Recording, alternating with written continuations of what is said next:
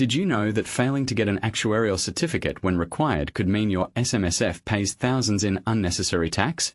There are 5 specific situations where the ATO requires one, and many trustees don't know until it's too late. In this video, we break down exactly when you need one and how much it could save you. Let's dive in. All right. If you've got a self-managed super fund, listen up. This is, and I'm not kidding, one of the most important topics we'll cover all year.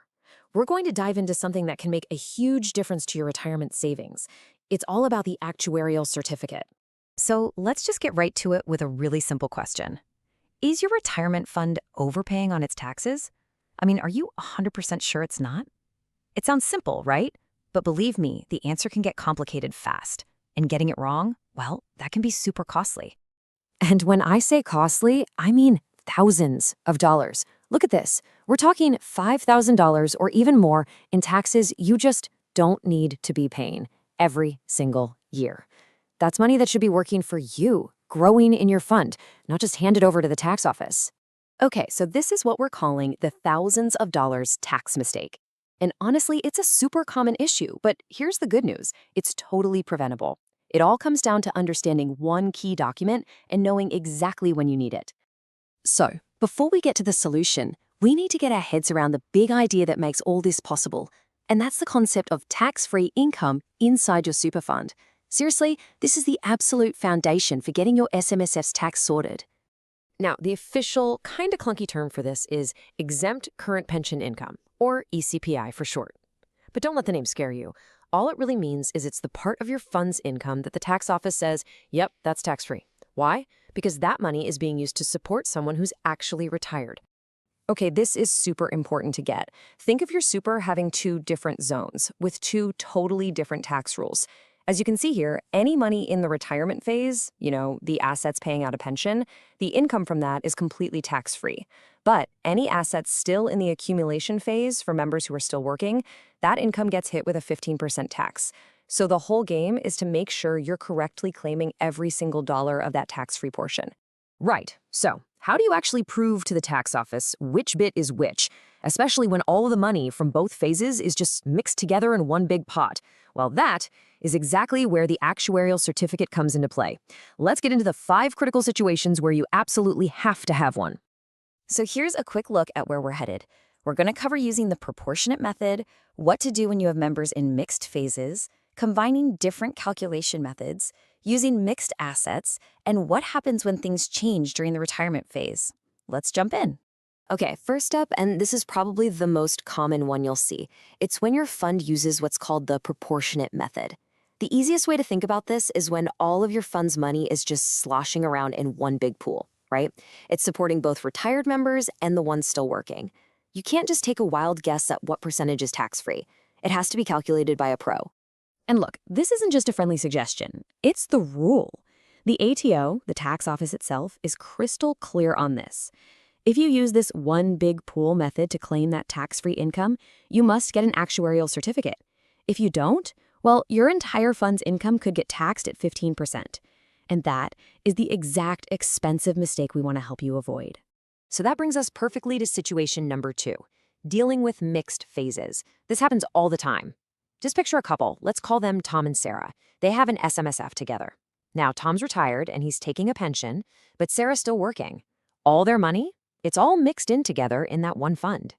And this chart here really shows you the problem Tom and Sarah have. Their fund is literally part tax-free, part taxable. You can see in this example, 60% of the assets are for Tom's pension, so that's tax-free. But the other 40%, that's Sarah's money, still growing, still being taxed. An actuary is the person who comes in and gives you that precise official percentage you can take to the tax office. All right, situation 3 is all about when things change mid-year. Let's say a fund starts the year using the segregated method. That's where you've got specific assets, say a particular property, set aside just to pay pensions. For that bit, you don't need a certificate. But then, what if Sarah puts in a big contribution and it all gets mixed in with Tom's pension assets? Suddenly, they might have to switch over to that proportionate method we talked about. This timeline lays it out really well. See? For the first part of the year, everything's fine. No certificate needed. But then, boom, a change happens, and they switch to the proportionate method. From that point on, a certificate is absolutely required for that part of the year to get the tax calculation right. So the last two situations really just build on what we've already covered. Situation 4 is just another way of saying you have mixed assets, unsegregated, just like Tom and Sarah. If it's all in one pot, you need a certificate. Simple as that. And situation 5 is about any major change during the year. Someone starts a pension halfway through, or a big rollover comes in and changes the mix. Yep, both of those are huge red flags that mean you almost certainly need to get an actuarial certificate. Okay, I can already hear what some of you are thinking. Great. Another fee, another piece of admin. So let's tackle that head on. Let's do a quick cost-benefit check and answer the big question. Is this thing actually worth the money? And this chart just says it all, doesn't it? An actuarial certificate might set you back a couple $100, but look at the other bar. The potential tax savings, we're talking thousands, maybe even tens of thousands. When you see it like this, it's not even a question, it's a no-brainer. So really, you gotta stop thinking of this as a cost. It's not. It's an investment in making your fund more tax efficient. And honestly, the return on this small investment is probably one of the best you'll make for your super all year. All right, let's bring this all together. It's all about protecting your retirement savings, so let's lock in the key takeaways from all this. So here's your final checklist to take away. First, this isn't just about compliance. It's about being smart with your tax.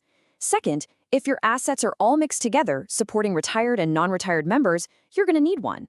Third, any big change during the year, someone starting a pension, a big contribution, that's your cue to check. And last but not least, the golden rule for any SMSF. If you're ever not sure, just ask a professional. Don't guess. So I'll leave you with this one last question to think about. Now that you know how this works, I want you to take a really good look at your own fund. Is your tax strategy truly optimized? Or is there a chance that a small, simple certificate could be unlocking thousands more for your retirement? It's worth a look, right?